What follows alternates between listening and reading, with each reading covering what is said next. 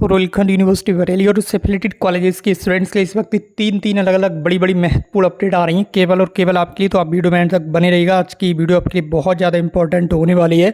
तो परीक्षा में नकल करने वाले 72 छात्रों पर बड़ी कार्रवाई कर दी गई है। हमने आपसे पहले भी बोलते हैं, लगातार बताते हुए चले आ रहे हैं कि चीटिंगबाजी ना किया कीजिए, एग्जाम में इस तरह की हरकतें ना दिखाइए, लेकिन आप लोग मानते नहीं हैं। तो 36 स्टूडेंट्स की पूरी परीक्षा कैंसिल मार दी गई है। लीजिए उठाइए लाभ चीटिंग का, ठीक है।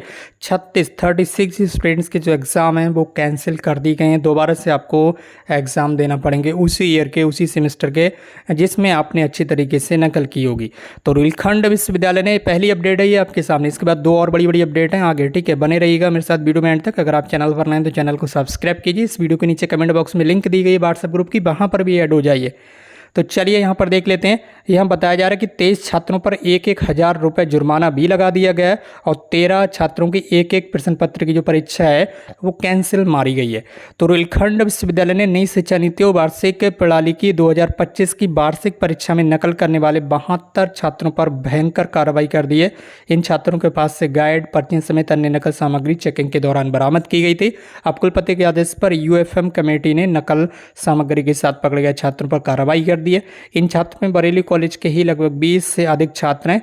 इसके अलावा बरेली और मुरादाबाद मंडल के इस हिंदू कॉलेज, जीएफ कॉलेज समेत अन्य कॉलेजों में ये जो छात्र है वो नकल करते हुए पकड़े गए हैं। तो यहाँ पर ज़्यादा समझाने की आवश्यकता है नहीं, लगातार आपको समझाया जाता है, ठीक है। परीक्षाओं में इस तरह की हरकतें ना दिखाएं, ठीक है। अगली बड़ी अपडेट आपके सामने स्क्रीन पर है, यहाँ पर आप देख लीजिए। दीक्षांत समारोह से रिलेटेड बड़ी अपडेट आ रही है। दीक्षांत समारोह को टालने की बात की जा रही है। आपको पता ही होगा 12 अक्टूबर को दीक्षांत समारोह प्रस्तावित है और अभी बरेली में आपको पता ही होगा काफ़ी ज़्यादा प्रॉब्लम्स चल रही हैं। तो दीक्षांत समारोह की जो तिथि है वो उड़ाने को राजभवन को पत्र लिखा गया है। कई दिन इंटरनेट बंद रहा है, जिस वजह से जो कार्य है वो प्रभावित भी हुआ है कि यूनिवर्सिटी का भी काफ़ी कार्य प्रभावित हुआ है इंटरनेट बंद होने की वजह से। तो डीएम ने समारोह के दिन यूपी लोक सेवा आयोग की परीक्षा होने का यहाँ पर हवाला भी दिया है। ऐसे में राजभवन को विश्वविद्यालय से भी रिपोर्ट भेज दी गई है और इंटरनेट बंदी से समारोह के काम भी अटके हैं। ऐसे में माना जा रहा है कि 12 अक्टूबर को होने वाला जो दीक्षांत समारोह है वो स्थगित हो सकता है और इसके लिए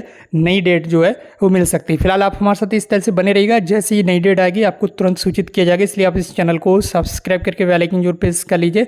और यहाँ पर बताया जा रहा है कि अब सोमवार को जो अतिथि है उनके नाम तय किए जाएंगे कि कौन कौन से जो मेहमान यानी कि जो गेस्ट हैं वो बुलाए जाएंगे, ठीक है। इसके साथ ही डीएम अविनाश सिंह ने बताया कि 12 अक्टूबर को लोक सेवा आयोग की परीक्षा की तैयारियाँ हो चुकी हैं। अभ्यर्थियों को प्रवेश पत्र जारी किए जा चुके हैं।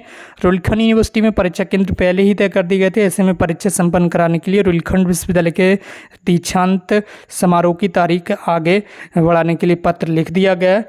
और अब ऐसे में यहाँ पर जो दीक्षांत समारोह है 12 अक्टूबर को कंडक्ट होना काफ़ी ज़्यादा मुश्किल नज़र आ रहा है। जैसे ही न्यू डेट आएगी आपको सूचित किया जाएगा। अगली अपडेट के लिए हम यहाँ पर बढ़ रहे हैं, लगातार आप हमारे साथ बने रहिएगा। अगली अपडेट आपके सामने स्क्रीन पर है और ये इंपॉर्टेंट हो सकती है आपके लिए, देख लीजिएगा। ब्लॉकचेन से मिलेंगी उपाधियाँ, माइग्रेशन और प्रोविजनल सर्टिफिकेट। ऑफलाइन सेवाएं बंद की जा रही हैं। यहाँ पर आप देख लीजिए, जो आपकी डिग्री है, जो माइग्रेशन है और जो प्रोविजनल सर्टिफिकेट है, ये आपको ऑफलाइन नहीं मिल पाया करेंगे अब, ठीक है। यूनिवर्सिटी ऐसी सेवाएँ लॉन्च कर रही है आपके लिए, अच्छी देख लीजिए।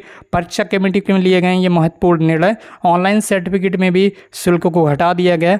अलग से अंक तालिकाओं को देने पर भी सहमति बन चुकी है और विदेशी छात्रों के लिए व्यवहारिक हिंदी का पाठ्यक्रम अनिवार्य कर दिया गया। ये तो फिलहाल आपके लिए नहीं है।